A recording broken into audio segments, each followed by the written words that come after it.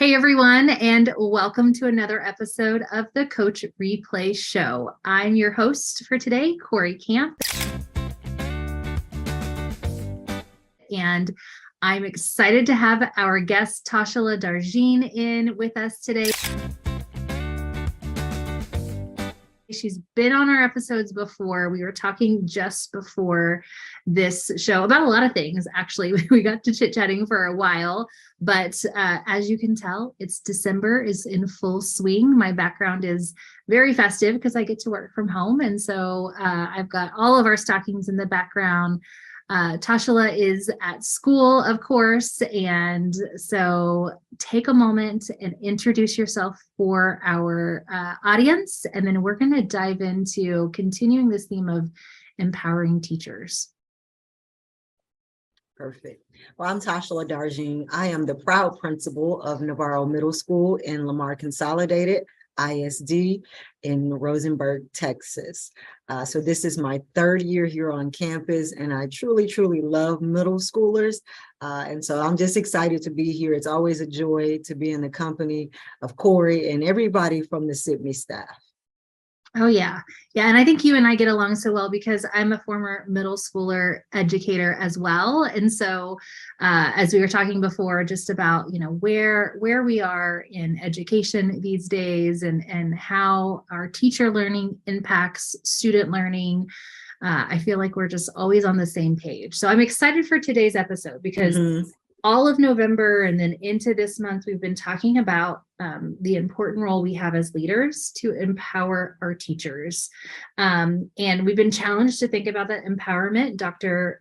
Jennifer Porter, talked with us a few episodes ago about, do we really need to empower our teachers, or do they already have the power within them, which is a great and valid point. And I think that's where we begin with you, because you're coming on today to talk about how it's important that we are empowering our teachers to all be empowered to share their knowledge and share that with their peers. It's not just that the knowledge and the best practices come from those with most seniority and leadership titles on the campus, but that we really are a community of educators that are all here fully responsible for learning. So, and that starts with identifying our strengths, right? And helping our teachers see their strength if they aren't already aware of that. So talk to me a little bit about how this plays out on your campus and how you go about identifying those teacher strengths. So one of the things that we do on our campus is, a lot of times it's a campus-wide focus, and you go in and you look at I'm looking for this for everybody. Everybody's getting the same PD. Well, one of the things that I recognize is it's just like students. Everybody doesn't have the same need. And so when we go into a classroom, we identify, okay, this teacher is really rocking it with this. And so this teacher might not be rocking it with this. And so now how do we hone in on something that's targeted and build everybody up? And so it's going in with the lens of, I'm not looking for the same thing for every person, but looking at the things that are happening well in the classrooms that may need to be in other classrooms, because other people are now at I'm seeing gains in your class because you're doing this, but now how do we get other people on board with that? And so I think the biggest part of that is making sure staff knows and are celebrated for the things that they're doing well, because a lot of times people don't know, hey, this is really my strength. Sometimes people look at their strengths as their weakness, and then it takes another person to come in and say, man, you're rocking it with that. How can we now get our other staff members on board with this? And so that's just one of the things. It's just identifying and not always looking through the one lens of, as a campus, this is what we're all doing. This is what I'm looking for when I come in, but going into a lens of individualized plan for each teacher. And that's so important because we are all individuals. That is something that we bring into our profession. It's what makes each of our classrooms unique because all of our learners are individuals as well. And so I think part of that empowerment is acknowledging and honoring that. And you said something that I definitely see in the role of, you know, video professional learning and coaching and reflection, which is we don't always see our strengths as strengths. Sometimes we see them as weaknesses. We're often harder on ourselves than others would be. So you all use video on your campus. Do you have some strategic ways that you might, you know, for a teacher watching their video of their instruction back and kind of sitting in that, oh, I didn't do this well enough, or I didn't do that, but it's really one of their strengths? What are some ways that you address that with your teachers? So one of the things we do is when we are doing the video coaching is the teacher views and then we view and then we come together. And so again, a lot of people are very critical of the things that they see of themselves. And so once we pinpoint, especially that area of, oh my God, I was terrible here, but now I'm looking at the strength of that. And so you're coming in again with a different lens of, well, I saw it in this way. And then if it was something that we both agreed on that, okay, you struggled here, we come up with an action plan. So the next time we come in, this is the one thing that we're focusing on with the action plan of that. And so just making sure you have that open line of communication and then always a follow-up behind what you're doing. And so even if it was something that was the strength, how do we now strengthen it more? How do we go from good to great on this? And so when we truly recognize something that's good, we want to get it to great. And so this is something that we're working on together. And once you get that greatness, that's when you want to be able to go out and share. And so to go back to your question of what are we working with and how do we identify our things that we do through that coaching process, we develop action plans with teachers. And then so the next time we come in, this is what we're focusing on. And it's time consuming because then now we meet again and say, well, here's a video again. How do you feel when you did it? And then they're rating themselves on it. But we're only looking at just that one skill. We're not looking at 25 different things. It's just that one thing that we're looking to go from good to great on, or move from where they are on the lower end of the spectrum to the middle end of the spectrum, and then now on the higher end of the spectrum. You don't want to put so many things on a person's plate. We're just trying to get 1% better every single day. Yeah. And again, you know, that 1%, it compounds over time, right? So that compound effect happens. But, you know, I imagine, because I've seen it in my work in video coaching and the PLCs that I facilitate with video, that second go at it, right? We create an action plan, we identify a focus, an area of growth, we have a plan to do something with it, we try it, and then we record again. That then allows the teacher to better see the change. Sometimes there isn't much change. Sometimes there's tremendous change. Sometimes we go the other way, and that actually made it worse. But either way, we're able to see that and recognize that, as opposed to not always having a good way to gauge the impact of whatever it is we're trying of our action plan. So I think that's empowering for our teachers as well. And they can see that they can see the forward movement, which is really powerful. Absolutely. You mentioned, though, something that I think is important for this process to work, especially if video is a part of this, which is having that trust and that safety for people to be vulnerable and to share where they are in their journey. Because again, not everybody is rocking it in every area at all times. So so what do you do as the principal in your building to create those, you know, safe spaces, as you've said before? So I think it's, number one, you have to develop the relationship.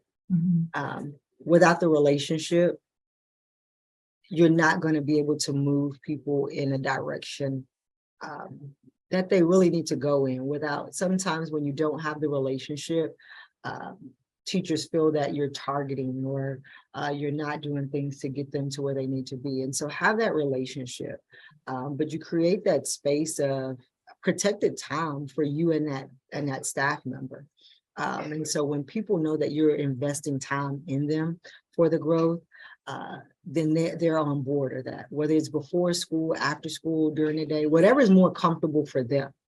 And so it's kind of, we talked earlier when we were talking about meeting kids where they are, but we have to meet our teachers where they are too. What's going to be comfortable for them? So just making sure that we're doing that. And then that time is protected time. And you're present for them. You're present to give them ideas, but also hear their ideas as well, and take that and say, you know what, that was really good, because I'm not the knower of all things. I have staff that are coming in and they know so many things. But when we're in that time and in that space, that's our time. That's protected for us and the growth of them, but also not just of them, but for myself as well. Yeah, I think that's, and you mentioned like making space, being intentional with your teachers and hearing what their ideas are. I meet so many leaders who, especially when they're in that kind of coaching role, feel like they should be the knower and the beholder of all the information. Yes. After all, that's why they were given this title of coach. And that can really damage a relationship, and it can also, you know, create less confidence over time in that individual, and if they're really fit for that job, because they're going to come across something where they don't always know. So I think for leaders to get comfortable in saying, you know, I don't know, I might have some ideas, or honestly, I have no idea. What ideas do you have? Right? To default to the teacher and hearing what their ideas are, I think is also, it builds a relationship. It helps kind of create this idea that this isn't a power dynamic. This is us being in the coaching partnership, or, you know, anywhere within the building. As you talked about before, it's really this community of learners and peer educators who are all here to help each other become better. So yeah. What else, when you think about safe spaces? I mean, so you've talked a little bit about, you know, that one-on-one time. How do you transfer that to that peer-to-peer interaction in PLCs and team planning? And so I think the important part of that is, as you're working with a teacher individually, and you're pinpointing, this is where we're growing. Once they've got it down, now you're creating a space for them to share. You're creating a space for them to share with their colleagues in PLC. You're creating a space for them to share with their colleagues in faculty meetings, because now you've built them up to a point to where it's like, hey, I can now put on a professional development for small group instruction, because this was my area that I spend time growing on, being coached on, and now this is where I am. So whatever that focus is, it may be differentiation. So you've now spent time with this teacher in differentiation, and now they're to a point to where I can now go share that with my colleagues, because I have the evidence that what I've done is now working. And so you've created those action plans with this teacher. You've worked on with this teacher to build them up, created the space for you one-on-one with the teacher, created the space for now we're having that conversation in the PLC with their core group. But then now you're taking that to the entire staff, because here's the person who we worked on this with. Now we're sharing it with our entire staff, because so many times we think we've got to leave outside of our building to go and receive professional development. But it's a lot of the times it's right there next door. And so when you create that space for that person and you built them up so much during that time span, when they go out and they present it to their colleagues, now they feel so much more empowered. Now they feel like, oh, I got people they're coming and asking me questions. But it doesn't always start that way. Right. It starts with, hey, this is where we're going to work, and now we're building up here. And now here's the end product. And so can you imagine, once you have so many teachers that you've done that with, now you're no longer leading faculty meetings. the faculty meetings are now your teachers who are now presenting professional development. These are not always your facilitators or coaches. They're your teachers that you worked with and you've built the capacity of them. Now they're sharing what they've been doing throughout in their classroom and showing growth and achievement in their classrooms with you, because you have the evidence to now back it. And there are so many things I can think of that just support why this works so well, why this makes so much sense. First is just the fact that learning is social. And that's not, yes, coaching, I'm in a partnership with another individual and we're being social, but I mean, truly it is social. So that includes the small group and the whole group. The fact that in order to truly understand something, I not only need to learn it and speak it and do it, but also be able to show it to others, teach others how to do it. So you're really kind of completing that learning cycle by then taking it outside of the coaching one-on-one work into that peer and that whole school piece. And then I also think of John Hattie's work with collective teacher efficacy. Yes. I mean, it is embedded right into it when you are focusing on sharing the knowledge, the wealth, the examples right in your own schoolhouse. So I think that's powerful. And so I think, a lot of times you may even have your teachers, they may not feel comfortable at the beginning presenting to staff. But as you work with them, the time that you work with them and you've now empowered them, they're ready to go when it's time to present. I remember having one teacher and she was so afraid. She could teach in front of her kids, but she was so afraid of public speaking. That was me. That used to be me. With her colleagues. And so after Sibme and all the things, she was able to do a professional development in front of her colleagues. But it's just building the capacity, but also creating that space and the confidence that, hey, you are doing an amazing job. But it's them knowing that I have people that are supporting me throughout the way. And when you have that protected time and the time that you're focused on building the capacity of your teachers, when they go out and they give it to their colleagues, man, it's just the icing on the cake. Oh my gosh, yes, yeah. So there's two big outcomes, right? You've got that teacher collective efficacy is being built, supporting that positive campus culture, and then student achievement is also being improved, not just in that one teacher's classroom that you've invested all this time with, and really doing kind of a lesson study, focus cycle with them, but you've been able to build their capacity so that they can share it out, right? And you've now multiplied your efforts across the campus by focusing on that one individual. So you made me think of something real quick. And two, creating that space where your staff, they go and see other teachers in action in the building. And so, we do a pineapple chart where they sign up, teachers post what they're, what they're going to be presenting, and go see what your colleagues are doing. And so I know it's a little separate and apart, but if you know that your colleague is doing this, go and see that. And so that also creates that space of, when people come around, we go around so much. Kids are used to everybody being in classrooms now. And so it just creates that space and it's that openness, like you said, the community, what's happening inside your building and the growth of your students and your staff. So yeah, I love that. And video is a great way, a great alternative to an in-person observation in that pineapple chart too, right? Like if I've got my own class during that, but I really want to see it, it could be recorded and then I could view it later on. So such a powerful way to, I think, use video as a way to empower our teachers. Absolutely. Definitely something you brought to us today. I love Sibme. So oh yeah, I know you do. And you use it in really powerful ways. So whether a leader is using video or not, I think there's things they can take away from what you brought to our episode today. But if you're not using video, I mean, I would say that that's something to definitely try, because it can be such a powerful tool to empower your teachers, to build that collective efficacy, to make those gains in student achievement.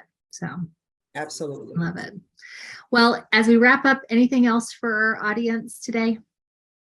No, I just appreciate and I'm thankful for the time that we share. I think um, doing these, it always reignites something in me for our campus, just to make sure that, you know, the work that we're doing is the right work. And so anybody who's out there and you watch this, make sure we're focused on the right things and doing the right things for kids and stay the course. That's right. That's right. And connect with others, right? So you can be Absolutely. re-energized, I think. So Absolutely.